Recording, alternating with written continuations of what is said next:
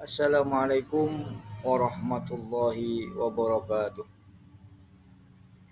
Baiklah, anak-anakku semuanya, hari ini kita akan belajar tentang kompetensi dalam kebaikan.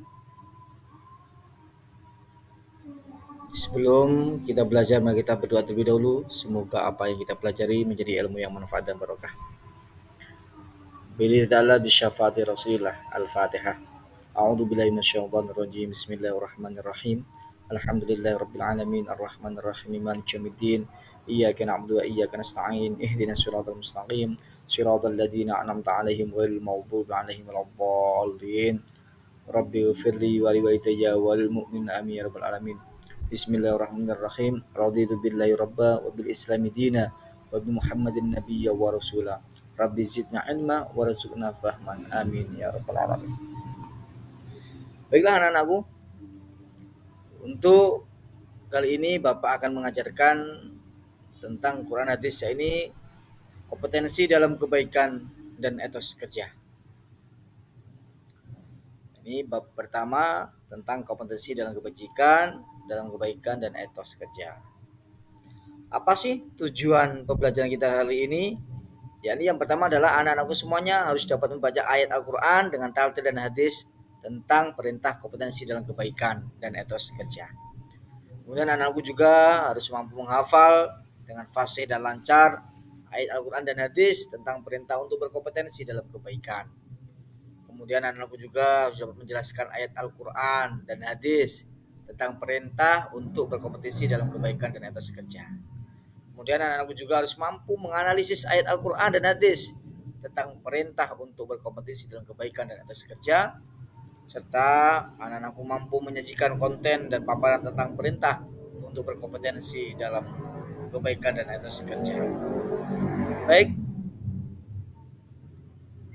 selanjutnya kompetensi dalam kebaikan, dalil tentang kompetensi dalam kebaikan, yakni kompetensi dalam kebaikan ini dijelaskan dalam Al-Quran surat Al-Maidah ayat 48. Jadi surat Al-Maidah ayat 48 ini adalah menjelaskan tentang dalil kompetensi dalam kebaikan.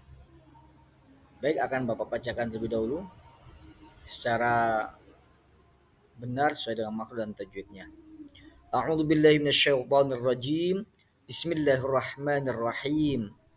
Wa anzalna ilaikal kitaba bil haqqi musaddiqan lima baina yadayhi minal kitabi wa muhaiminan 'alaihi. Fahkum bainahum bima anzalallah wa la tattabi ahwa'ahum amma ja'aka minal haqq. Likulli ja'alna minkum syir'atan wa minhaja. Walau sya'allahu laja'alakum ummatan wahidatan walakin liyabluwakum fima atakum fastabiqul khairat ilallahi marji'ukum jami'an fayunabbi'ukum bima kuntum fihi takhtalifun. Jadi anak-anakku harus mampu membaca surah Al-Maidah ini dengan fasih dan benar sesuai dengan makhraj dan tajwidnya. Seperti contoh wa anzalna ilaikal kitaba bil haqqi. Wa anzalna. Jadi contoh wa anzalna. Jadi antara nun dan za itu adalah ada bacaan ikhfa samar. Tidak boleh dibaca wa anzalna, tapi wa anzalna. Ada nun sukun bertemu za, dibaca ikhfa samar. Wa anzalna ilaikal kitaba, al-kitaba. Seperti contoh al-kitaba, ini tajwidnya dibaca al-qamariyah, ada al ketemu kaf. Wa anzalna ilaikal kitaba bil haqqi musaddiqan lima. Contoh musaddiqan lima. Ini musaddiqan lima. Tidak boleh musaddiqan lima, tapi musaddiqan lima. Kenapa? Di situ ada bacaan idgham bila gunnah. Ada tanwin berupa khatin bertemu dengan huruf lam. Musaddiqan lima baina yadayhi minal kitabi wa muhaiminan alaihi wa muhaiminan alaihi wa muhaiminan alaihi. Nan alaihi dibaca jelas karena di situ ada tajwidnya mengandung idhar halki, ada tanwin bertemu ain, dibaca jelas wa muhaiminan alaihi. Nah, seperti itulah contoh untuk membaca bacaan tajwid sesuai dengan benar dan makhrajnya. Mana wawu, mana alif, mana za, mana nun. Itu anak-anakku semuanya harus mampu membaca. Baik, kemudian terjemah daripada surah Al-Maidah ayat 104 ayat 48 adalah, dan kami telah menurunkan kitab Al-Quran kepadamu Nabi Muhammad dengan membawa kebenaran yang membenarkan kitab-kitab yang diturunkan sebelumnya dan menjaganya. Maka putuskanlah perkara mereka menurut apa yang diturunkan Allah, dan janganlah engkau mengikuti keinginan mereka dengan meninggalkan kebenaran yang telah datang kepadamu. Untuk setiap umat di antara kamu, kami berikan aturan dan jalan yang terang. Kalau Allah menghendaki, niscaya kamu dijadikannya satu umat saja. Tapi Allah hendak menguji kamu terhadap karunia yang telah diberikannya kepadamu. Maka berlomba-lombalah berbuat kebajikan, hanya kepada Allah kamu semua kembali, lalu diberitahukannya kepadamu terhadap apa yang dahulu kamu perselisihkan. Ini adalah terjemah ayat. Adapun isi kandungan ayatnya adalah, yang pertama, Allah Subhanahu wa taala menurunkan kitab Al-Qur'an, kitab suci Al-Qur'an dengan kebenaran mutlak. Jadi Al-Qur'an diturunkan oleh Allah kepada Nabi Muhammad SAW melalui perantara malaikat Jibril mutlak, tidak ada keraguan-raguan. Jadi Al-Qur'an itu adalah jelas kebenarannya, mutlak kebenarannya, tidak ada keraguan-raguan sama sekali, bahasanya itu adalah firman Allah Ta'ala. Yang kedua, kandungan Quran surah Al-Maidah ayat 48 ini adalah kitab suci Al-Quran membenarkan isi kitab-kitab sebelumnya. Jadi Injil, Zabur, Taurat, ini semuanya dibenarkan di dalam Al-Quran. Kemudian yang ketiga adalah Allah SWT memerintahkan manusia agar menjadikan Al-Quran pedoman hidup dalam memutuskan segala perkara. Jadi Al-Quran ini adalah sebagai pedoman hidup yang pertama untuk memutuskan segala perkara yang ada di muka bumi ini. Itu adalah Al-Quran. Makanya Al-Quran itu adalah apa? Petunjuk. Dzalikal kitabu la raiba fihi hudal lil muttaqin. Itu kitab Al-Quran ini turun sebagai apa? Hudal lil muttaqin, petunjuk bagi orang-orang bertakwa. Kemudian juga sebagai apa? Hudal lin nasi wa bayyinati minal huda wal furqan. Juga sebagai petunjuk bagi umat manusia dan pembeda antara hak dan yang batil. Ya, dalam Quran disebutkan Syahrul Ramadan alladzi unzila fihi al-Qur'an hudal lin-nasi wa bayyinatin minal huda wal furqan. Jadi di mana Al-Qur'an ini adalah sebagai pedoman petunjuk untuk hidup manusia, juga petunjuk antara hak dan yang batil. Kemudian yang keempat adalah Allah SWT memerintahkan manusia untuk berlomba-lomba dalam kebaikan dan menjauhi kemaksiatan. Nah, disinilah pentingnya kita untuk mengetahui bahwasanya perintah Allah tentang kita untuk berlomba-lomba dalam kebaikan. Fastabiqul khairat. Kita disuruh untuk berlomba-lomba dalam kebaikan dalam hal apa saja? Ibadah kepada Allah, hablum minallah. Yakni berlomba-lomba dalam apa? Beribadah, sholat 5 waktunya, kemudian beramal soleh. Ya, kemudian hablum minannas, sedekah, menyantuni anak yatim, berbuat baik kepada siapa saja, menjauhi segala maksiat, tidak berkata kotor, tidak berani dengan guru, dengan orang tua, dan lain sebagainya. Itulah yang harus kita laksanakan dalam kehidupan kita sehari-hari.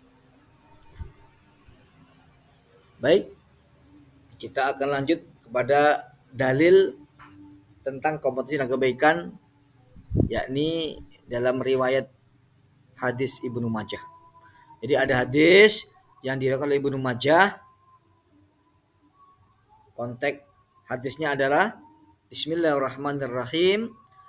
An Jabir bin Abdullah qala khatabana Rasulullah sallallahu alaihi wasallam faqala ya ayyuhan nas tubu ilallahi qabla an tamutu wabadiru bil a'malis salihah qabla an tusghalu wasilul ladzi bainakum wa baina rabbikum bi kasrati dzikrikum lahu wa kasrati sadaqati fis sirri wal alaniyati turzaqu wa tunsaru wa tujbaru.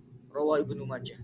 Yang artinya dari Jabir bin Abdullah ia berkata, Rasulullah sallallahu alaihi wasallam berkhutbah di hadapan kami. Beliau mengatakan, wahai manusia, bertaubatlah kepada Allah sebelum kalian mati. Bersegeralah beramal soleh sebelum kalian sibuk. Dan sambunglah antara kalian dengan Rabb kalian dengan memperbanyak zikir kepadanya, banyak sedekah dengan sembunyi-sembunyi maupun terang-terangan, niscaya kalian akan diberi rezeki, ditolong dan dicukupi. Jadi hadis yang diriwayatkan oleh Ibnu Majah ini adalah menjelaskan tentang apa? Tentang berkompetisi dalam kebaikan. Apa makna yang terkandung dalam hadis tersebut? Ada 2 poin. Yakni poin pertama adalah segera bertaubat sebelum datang kematian. Kita disuruh untuk senantiasa bertaubat kepada Allah sebelum datang kematian. Kenapa? Kalau sudah datang kematian, kalau kita sudah di dalam alam kubur, maka taubat sudah tidak ada lagi. Makanya ketika kita melakukan hal yang negatif, perilaku tidak bagus, maka segeralah kita bertobat kepada Allah, mohon ampun kepada Allah agar dosa-dosa kita diampuni oleh Allah Ta'ala. Kemudian poin yang kedua adalah segera beramal soleh sebelum datang kesibukan. Jadi kita hendaknya senantiasa beramal soleh. Apa itu amal soleh? Ya, melakukan ibadah, istiqomah ibadah, terutama menjalankan sholat 5 waktu. Kemudian birrul walidain, berbuat baik kepada orang tua, kemudian berbuat baik kepada guru, orang yang lebih tua, sayang kepada yang lebih muda, bersedekah, baik itu secara sembunyi-sembunyi maupun secara terang-terangan, sebelum datang waktu sibuk yang menghampiri kita. Maka senantiasalah kita selalu senantiasa melakukan kebaikan-kebaikan itu. Agar apa? Agar kita menjadi orang-orang yang senantiasa menjalankan kebaikan, membawa kebaikan dan mengajak orang untuk menjadi lebih baik. Baik. Hal-hal yang harus diperhatikan dalam berkompetisi dengan kebaikan itu apa saja? Yakni 1, memegang teguh syariat Islam. Jadi kita harus berpegang teguh dengan syariat Islam. Sesuatu yang melenceng dari syariat Islam jangan pernah dilakukan. Dilakukan dengan ikhlas, hanya mengharap ridho Allah Subhanahu wa taala. Ketika kita melakukan kebaikan-kebaikan, ya, ketika kita gotong royong, ketika kita melakukan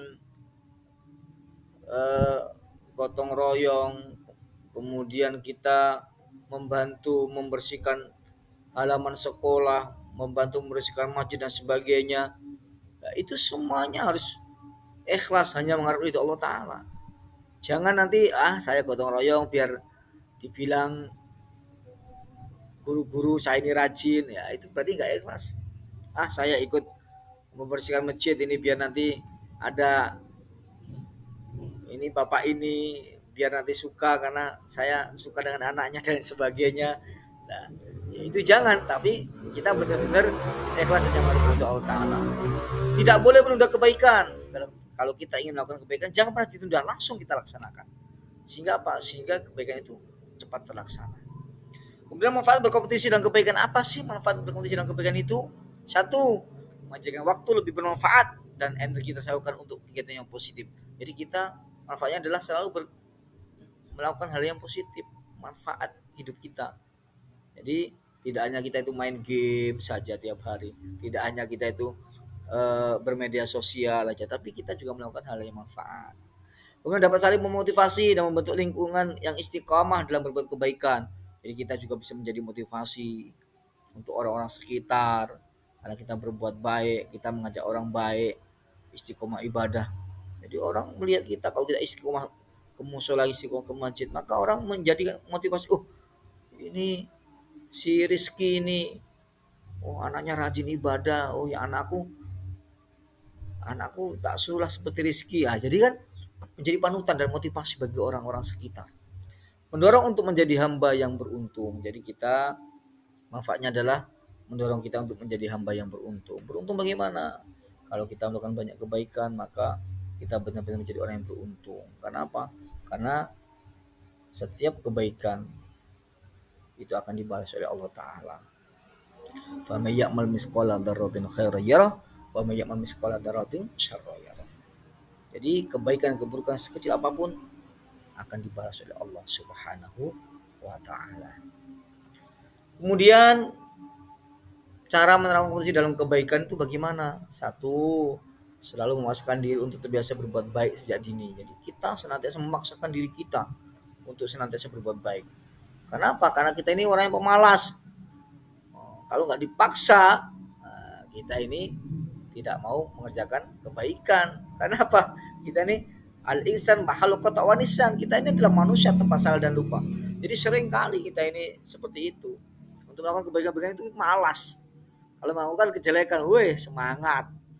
Ada cewek cantik, sweet, nah, semangat. Tapi kalau baca Quran, kalau sholat, weh malasnya luar biasa. Makanya harus dipaksa diri kita sejak dini. Kemudian memperdalam pengetahuan tentang Islam. Ya, kita harus belajar tentang Islam, mengaji di musola, di masjid, ada pengajian-pengajian rutin dan sebagainya. Harus kita mengikutinya.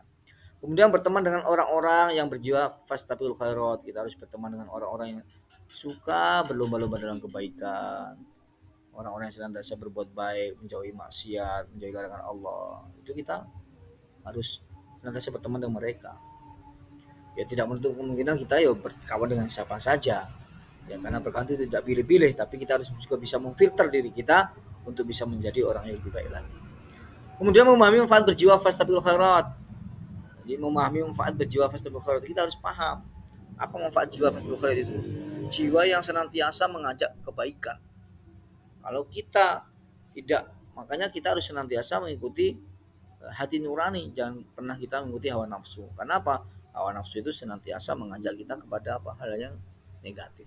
Makanya kita harus senantiasa menjaga diri kita agar diri kita ini menjadi orang yang senantiasa berbuat baik. Kemudian kita juga senantiasa fastabiqul khairat, yakni berlomba-lomba dalam kebaikan. Kita melakukan kebaikan juga mengajak orang lain untuk berbuat baik. Nah, mungkin hari ini kita belajar sampai di sini, mudah-mudahan bermanfaat, khususnya untuk Bapak umumnya untuk kita semuanya. Dan marilah kita baca alhamdulillah. Semoga ilmu yang kita dapatkan menjadi ilmu yang berkah dan manfaat. Alhamdulillahirabbil alamin. Assalamualaikum warahmatullahi wabarakatuh.